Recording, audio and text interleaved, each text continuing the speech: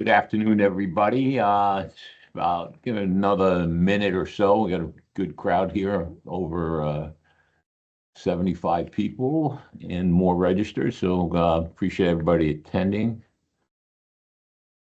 My name's Rob Cornerans. I'm the founder and CEO of Advanced Roofing. Started it 42 years ago, and Advanced Air Systems in '94, and then Advanced Green Technologies, our solar company, in 2006. Today, we're going to be talking about rooftop safety. What's required for building owners to make sure you're in OSHA compliant, and just good practice for your employees that do go up on the roof. Um, we also have some upcoming webinars in case you want to register. We do about 10 a year. These are coming up on April 3rd, Roof Asset Management Technology, Advanced Access Tips. We have some great tools and technology that we can manage your roof as far as inventory, budgets, leak repairs, everything. So that's a great one. And then also 10 top things property managers should know. We go into a little more in depth of the laws, warranties, and all that. So, and then for May 8th, we do hurricane season preparation. What do you need to know? What do you need to secure your roof, but also documents necessary, what to do before, during, and after a hurricane. So my background, I started roofing in Long Island in high school. I did that through high school and college. I graduated from the University of Arizona with a business degree in 1979. My boss had me open a branch in Atlanta, same guy I worked for 10 years in Long Island, and then moved me down to Fort Lauderdale in 1982. I started Advanced Roofing in '83, one pickup truck, and just grew it from there. Today, we are 7 locations around the state, 750 employees. We do roofing, solar, and air conditioning, as well as electric, roof asset management, coatings. Our branches are located in headquarters where I am in Fort Lauderdale. Then we have Jupiter and Palm Beach. We have Sanford, Orlando. I'm actually going up there after this for customer appreciation night. As many customers that are on this call know, we do one at each location every year. So today's Orlando. I'll be heading up there today. And then we have Tampa, Jacksonville, Fort Myers, and then Miami. So 7 locations around the state. So you want to make sure everybody stays on. We will have a drawing at the end for cups and some of our advanced roofing beach towels that everybody really likes. So stay on, and we'll do the route after that. So I'd like to introduce from Kee Safety. They're one of our main supplier, the main supplier. Scott Holler has been at Kee for over 8 years. He's trained in all sorts of fall protection. He's got certifications in fall protection, ladder safety, slip, trips, and falls, as well as work at height risk assessments, work at height rescue. So he's got a great certification. This is a great program to educate you on your requirements and what's the right thing to do for your employees. It's not going to be about us as contractors. We have a safety department that does a lot of training for our own people, but this is more for building owners. So Scott, go ahead and take it away. Thank you, Rob. Appreciate that. Yes, Rob, thank you. Again, my name is Scott Holler. I am from, I work with Kee Safety. We are the largest privately owned global fall protection company in the world. We've been around for about 100 years, and the thing that we specialize in is just protecting employees who are working at height. And we've been partnering with Advanced Roofing for about, give or take, 6 years here. The number one and most valuable asset that every business or company has is their people. So we want to make sure that they're going home safe every single day. And I hope that you guys can get something out of this presentation.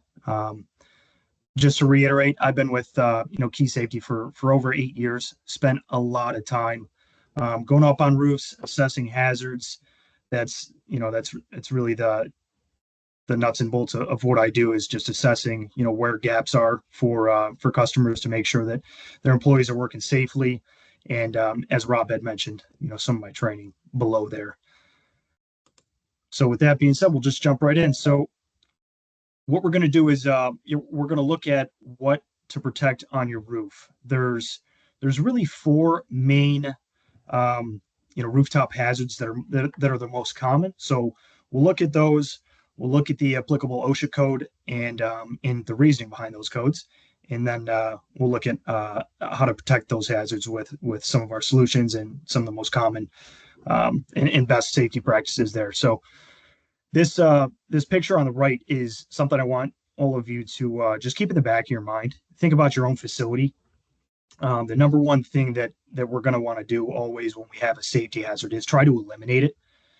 And then as we go down, the second one is going to be a collective fall protection solution. So that's going to point to a safety railing system. So anybody who's going up on the rooftop, they're collectively protected. They don't have to do any sort of, put on a harness attached to a lifeline. It's always there, and it's, collectively protecting everyone. The third one is going to be a work restraint. So that's going to point to an anchor point or a lifeline system that we're attaching to, and we're going to be in restraint. So we can actually, if you think about the edge of the rooftop, so we attach to a lifeline system, we can get to the edge of the rooftop, but we can't physically go over the edge. So we're being restrained from going over the edge. And then our fourth option is going to be a fall arrest system, which is where we can actually physically go over the edge of the roof, and the system that we're attached to, the lifeline or the anchor point, is going to stop us from hitting the ground.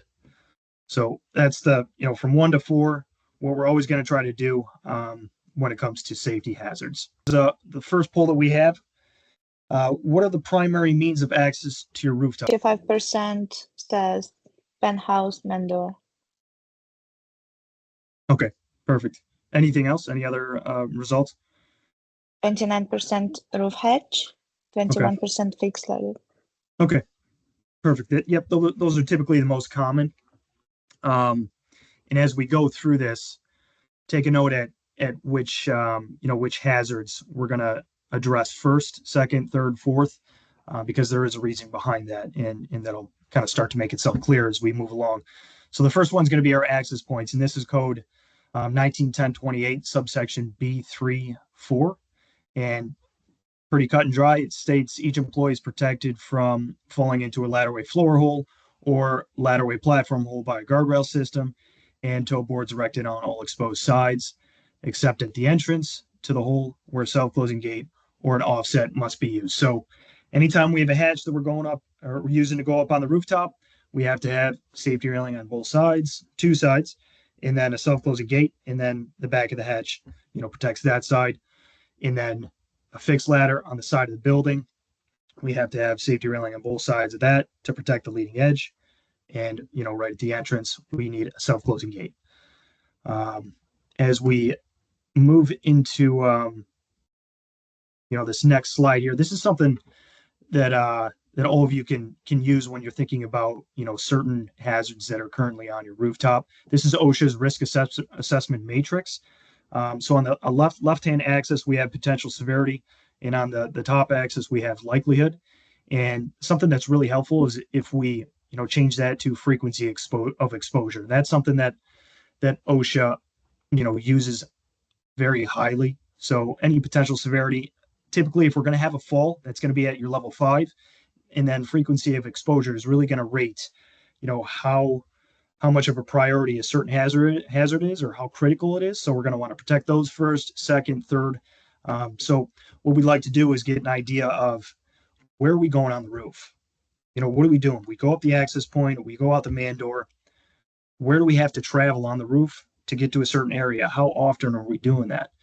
So that's really the mindset behind OSHA, and figuring out where exactly we need to protect and what's going to be the most critical.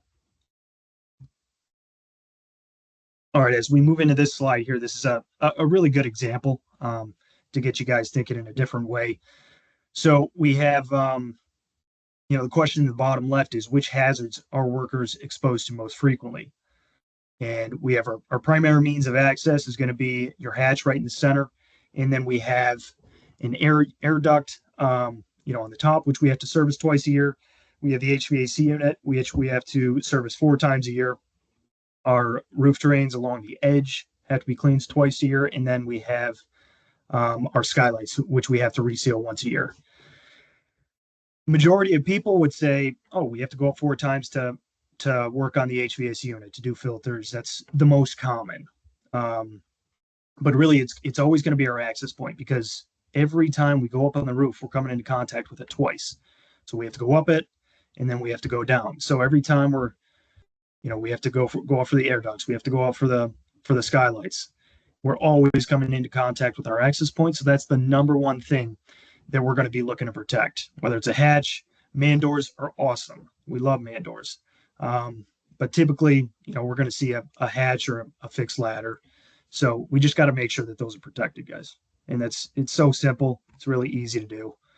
And we'll get to, after this slide, we'll get to a couple solutions. This is, a question we sometimes still get in terms of, using a self-closing gate, or if I can use a chain. Chains are a thing of the past, and OSHA got rid of them when they did the update in 2017. Basically, you can't use them anymore. They found that, you had to take off one of your points of contact to unlatch the chain and do it again. So those are gone. Everything where you have an access point is a self-closing gate. And this is what we're gonna want to see for any hatch. We're attaching to the drip edge, as you can see here on the on those hinges there. So we're going to attach to the drip edge. We're not penetrating anything. Everything is extremely customizable because it's all component based. So if we have an oddly shaped hatch, we can work with those as well. But like I had mentioned, safety railing on 2 sides, a self-closing gate at your main access point. We can work these around, switch them if we have to go out to the left or the right or the front. And this is the bare minimum of what we have to be doing, because more commonly people fall inside the building than off the edge. So we always want to protect, hatches, because they're a hole in the roof. And then as we move to the fixed ladders, this was the second part of the code. We have to protect that because there's a leading edge right here. So we have safety railing on both sides, self-closing gate right at the access point. This is our key guard ladder kit. Really great solution. We attach to the ladder. So if any of you have ever been up just a fixed ladder that goes straight up the side of the building, you get to the top and those rungs are a little bit loose. This is a great way to just make those really strong, because we're just essentially creating an additional structure to it. But there's no metal that touches the rooftop with this system here. It's all recycled PVC weights. All the bottoms of the kickers there have PVC layer as well. This is a really great solution. And just like the hatch access points, fixed ladders, this is the bare minimum we have to be doing, guys. And one thing I will mention, we are in South Florida, or all over the state of Florida. Wind load ratings for non-penetrating systems are a must. So all of these have wind load ratings, just to make sure that they're not flying off the rooftop with those hurricanes that we get. All right, next poll. How many skylights do you have on your roof? So have a think. We have bubble screens, if we have a metal rooftop, flat skylights. We're between 0 and 1 to 5. 47% says 0 and 44% says 1 to 5. Okay. All right, that's good.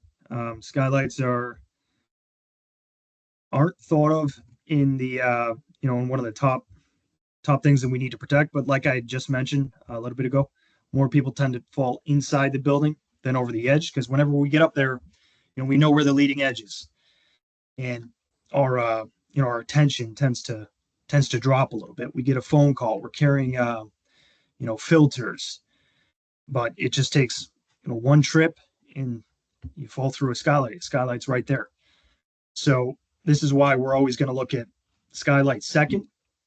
And this is going to be code OSHA, code 191028, subsection B31. And just like the first one, pretty clearly it states each employee is protected from falling through any hole, including skylights, that is 4 feet or more above a lower level by one or more of the following. So a cover, which is what we want to see. That's going to be a skylight screen that goes over the top. Guardrail system, that goes around it, a travel restraint system, or a personal fall arrest system. That's going to be your, an anchor point or lifeline that we're attaching to. So if we, unfortunately, if we do go through the skylight, that'll protect us from hitting the floor inside the building. This is, like I mentioned, this is what we want to see. We always want to protect these skylights with a skylight screen, because say you are attached to a lifeline system and you do fall through a skylight, there's debris everywhere, you have lacerations, there's contamination within. If you have a manufacturing facility, you're shutting down the plant for a couple shifts to be able to clean everything up. It's just the last thing that we want. So you just want to protect those skylights from being broken, and this is the best way to do it. So we have skylight screens that are very customizable for if we have bubble screens, like I mentioned. If you have a metal rooftop or standing seam and they're flush with the roof, we'll put something right over that. This is this is also a must. Got to do it. That's why they call these widowmakers, unfortunately. And then a non-penetrating guardrail system to go around the outside. This is really good if we have, if you see on the bottom right, kind of a really long, or if we have a hexagon shape, just a very oddly shaped skylight. This is a really great option for that. And typically I get this question. So you say, what if my skylights, they're rated for fall protection? My answer to that is they probably were when they were installed. But as all of you know, that Florida sun, over a 5-year span is pretty brutal, and those skylights get pretty they just degrade. So I wouldn't take a chance of falling into one of those that was rated for fall protection. It's just so much cheaper just to cover them all, fix them. All right. I know this is a lot. This is the nitty gritty of unprotected edges. So we're going to break this down, go through it a little bit slowly, so everybody has a clear idea of where the different thresholds are, and if there's any questions, we can answer those after the fact. So this is going to be OSHA code 191028 B13. Work on low slope roofs. And really what I want you guys to think is there's three different thresholds. 0 to 6 feet is one, and then you have 6 to 15 feet, and then you have 15 feet plus. So the first section, anytime work is being performed less than 6 feet from a roof edge, the employer must ensure each employee is protected from falling by a guardrail system, safety net, travel restraint, so it's an anchor point or a lifeline system, or a personal fall arrest system, which is the same, a lifeline system or an anchor point. So that's pretty cut and dry. 0 to 6 feet, if we're working in that area, we have to have some sort of fall protection. And we move into 6 to 15 feet. So the code states when work is performed at least 6 feet, but less than 15 feet from the roof edge, the employer must ensure each employee is protected from falling by using a guardrail system, safety net system, travel restraint system, or personal fall arrest system. And then it states here in the last sentence, the employer may use a designated area when performing work that is both infrequent and temporary. All right, so we said, what the heck does that mean? So a designated area is going to point out a demarcation line. So it's a warning line system. So think of like a flag system you kind of see on a construction site. A lot of people used to use a painted line on the rooftop. That doesn't work. OSHA said they wanted to see something that was off of the roof, visible, so people knew not to go past that 6 foot threshold. So you place this flag system at your 6 foot mark, and then you can work in this area as long as the work is infrequent and temporary. And in a couple slides, we'll go through what OSHA actually states as being infrequent and temporary, so we all have a clear idea of that. And then the third one is going to state that this is a threshold 15 feet plus. If we're 15 feet or more away from the roof edge, the employer must A, protect your employee with all of those, one of those systems, so guardrail, safety net, travel restraint. And then it states the employer is not required to provide any fall protection provided the work is both infrequent and temporary. And then it says B, you must implement and enforce a work rule prohibiting employees from going within 15 feet of the roof edge without using fall protection. So essentially that states if we're 15 feet or more away from the roof edge, we don't need fall protection, but we just need to have a work rule prohibiting employees from going within that range. And if they are, they have to be tied off. There has to be safety railing. One of those fall protection solutions must be present. All right, I know that was a lot. I'm a little winded here. Okay, this is a really great graphic. So if we look at the roof edge at the bottom, 0 to 6 feet, this is going to be a risk rating of critical, and we're going to need some sort of fall protection. So that's a guardrail, safety net, fall restraint, or fall arrest. And then our second threshold, 6 to 15 feet, is going to be a moderate risk. And then, same thing, guardrail, safety net, fall restraint, fall arrest, and that warning line, the demarcation, to make sure that we don't go within that 0 to 6 foot range. And then 15 feet plus, we're at a neutral risk rating. There's not a high chance of any fall happening. No systems required, only a workplace rule and training to make sure employees don't go, within that moderate or critical range. Now we go back to our risk assessment matrix. So in the first time that we looked at this, we swapped out likelihood for frequency of exposure. Now, if we change this to our distance from the roof edge, so 0 to 6 feet, we're at 3 to 5. Something could potentially happen here. So, this is where if we want to score this, quantify it, we can do that. And then 6 to 15 feet, we're at an unlikely stage or, unlikely ranking, but something could happen. So we still want to be cautious here. And then 15 feet plus, we're good to go. We just want to make sure that, we have a rule in place to keep employees on the right track and not going towards the leading edge. All right, like I had mentioned just a little bit ago, OSHA clearly states this in the code. They break down temporary and infrequent. So their definition for temporary is the duration of the task the worker performed is brief or short. OSHA agrees that short duration tasks generally are those that take less than 1 to 2 hours to complete. So an example, changing a filter in a rooftop HVAC system, replacing a part on a satellite dish, caulking or resealing the flashing or on a skylight. And then infrequent, they state the task or the job is performed only on occasion when needed, or on an occasional basis, or sporadic. So this is, annual maintenance or servicing of equipment, monthly or quarterly replacement of batteries or HVAC filters, and responding to equipment outages. So essentially, if we're going to be in this area once a month for an hour or two, and we're in that 6 to 15 foot range, we don't need to install a safety railing or an anchor point. We can get away with just using a warning line system to make sure that people don't go into that 0 to 6 foot range.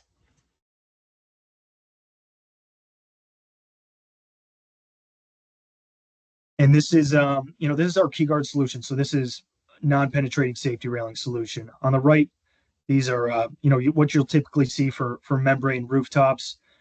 And on the left, this is what you'll see for either a, metal profile or standing seam on the top left. Really great solution, customizable, everything, like I had mentioned, component based. So everything is just custom based on, the solution, where people, or the access point. Like you can see on the top left, we have a fixed ladder. So we're coming up on the roof there. We're protecting that. Where else do we have to go on the rooftop? So we can just customize this and tailor fit it to exactly what we need to be doing on the roof, which is really great. So right here we have, this is an advanced roofing product, yellow safety warnings for walkways and perimeters. Think about the last time you were on a roof and there were walk pads there. whenever there's walk pads on a rooftop, it's almost like we just are gravitated towards them.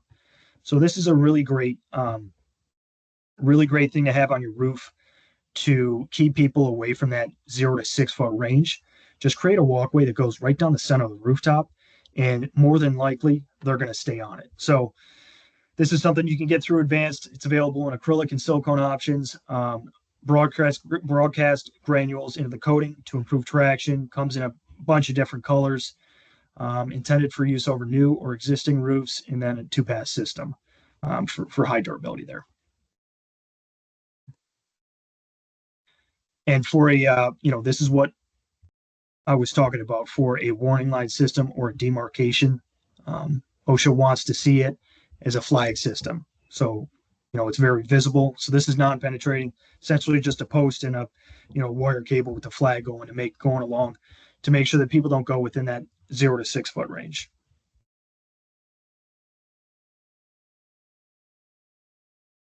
Another one of our solutions here, this is a non-penetrating anchor point. Really great option for, if we don't want to puncture the roof membrane, or if we're not going to open it up and put in an actual rigid post. We can use this in work restraint. And we can also use a combination of, 2, 3, 4, and connect a wire cable in between them to create a horizontal lifeline that is non-penetrating. So that's a, really great option if, we don't want to see guardrail on the side of the rooftop from the ground level, or we just have one area where we have to access pretty infrequently, but we need something there for people to tie off to. Really great option.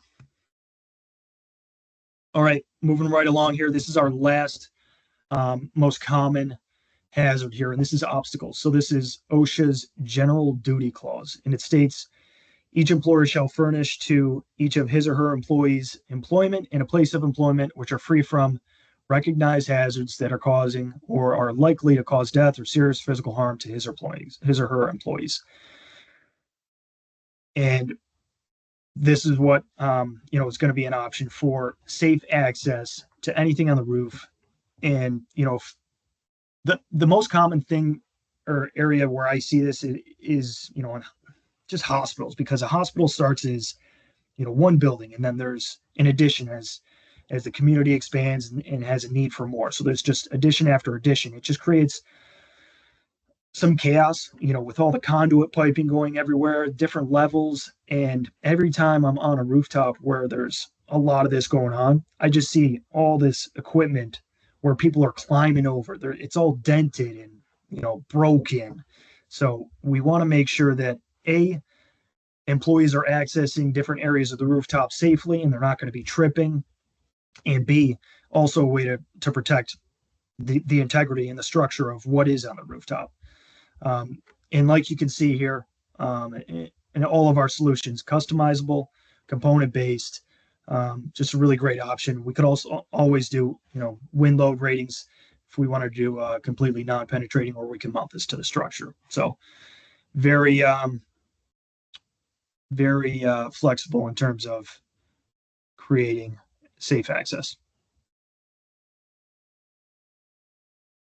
Some additional products here. On the left-hand side, this is for smaller step overs. And on the bottom right side, that's for a metal rooftop integrated with our walkway system.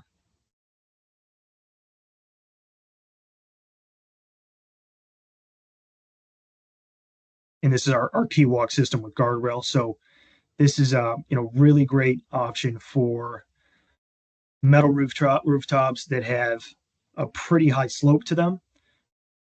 I mean, you get any sort of condensation on those rooftops, extremely slick. So this attaches, to the metal profile or the standing seam, and it just levels everything out, makes it flat walking surface, stairs to go up and traverse the slope there.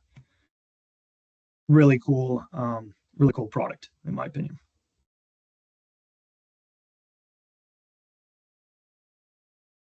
All right, I think we're getting to the end here. So advanced roofing is they work with myself to, provide safe work environments for you guys. So everything is free just to do an assessment. So you have to reach out to Advanced Roofing for your free 15-point inspection, safety inspection. And this is the group of of women who you can get in contact with to set that up. And as I would imagine, Tatiana and the team here would send this out to make all the contact information available for anybody who's interested in that. And then the raffle. So QR codes there. Take a minute here, scan that, and then I think all the information will go back to them and pick the winner. And where's OSHA at with doing building inspections unannounced for safety and rooftop safety? They're still behind, if I'm being honest. I don't think you have they just don't have the bandwidth to go around constantly and trying to find people who are hanging off the side of the roof and aren't tied off. But that's really, that shouldn't be a motivator for people to, for people to get up to snuff with the OSHA codes. Really, what we want to focus on are the people. If anything happens to an employee or somebody that's on your rooftop, there's a personal impact to that, and then there's huge liability and to the business. That's really where there's going to be some liability. An OSHA fine will be maybe a couple $1,000s, but if there's a lawsuit from somebody really being injured, that's going to be what we're more concerned about, and then the life, obviously. Yeah, good question. We've seen an uptick in actually just OSHA inspections, just coming up on the roof and stuff like that. I think that would where it would get flagged, Yeah. From not only what our safety requirements are, but I think of the building. But so it's always good to get that free inspection and take a look around. Yeah, absolutely. And one more thing, I've encountered it more often than recently is insurance companies. Just requiring at least an assessment to identify where the gaps are, and then showing that you're working towards protecting your facility. That's something that has been an uptick in the past probably 2 years, and I continue to see that because especially with the insurance companies down here, it's just a tough business to be in, and they're trying to create some stability for themselves. Yeah, property insurance is out of control, and what we don't like, we got roofs that are 30, 40 years old, and some coal tar pitch never had a leak, and they're telling people just because of the age, and I don't think that's fair at all. So we end up writing letters quite a few times and making sure that they don't have to replace a roof, but when they do replace it, a good time to look is at the safety portion of it, in case got to add more to the hatch or outside access and all that. So it's a good time to do it. Absolutely. Yeah. So everybody have a great weekend. Enjoy this great weather we got, and have a great day. Thank you everyone for joining. Beautiful. Thank you, guys.